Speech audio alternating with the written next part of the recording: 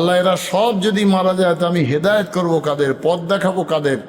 আল্লাহ তুমি তোমার গজব উঠিয়ে নাও। আল্লাহ গজব উঠালেন, তাদেরকে নিয়ে মুসা আলাইহিস সালাম ফিরআউনের রাজপ্রাসাদের দিকে অগ্রসর হচ্ছেন তার সঙ্গে জিহাদ করার জন্য।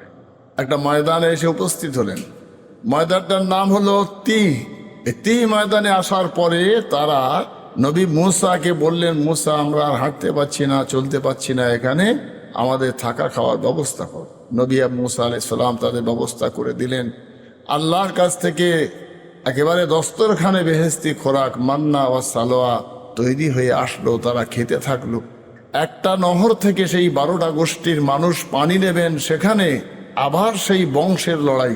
শেখেরা আগে নেবে না সৈয়দ আগে নেবে, কোরাইশরা আগে ওই নহরের পানি পান করবে না মোল্লারা করবে না মোড়লরা করবে। এই 12টা কওমের লোকেরা অর্থাৎ 12টা গোষ্ঠী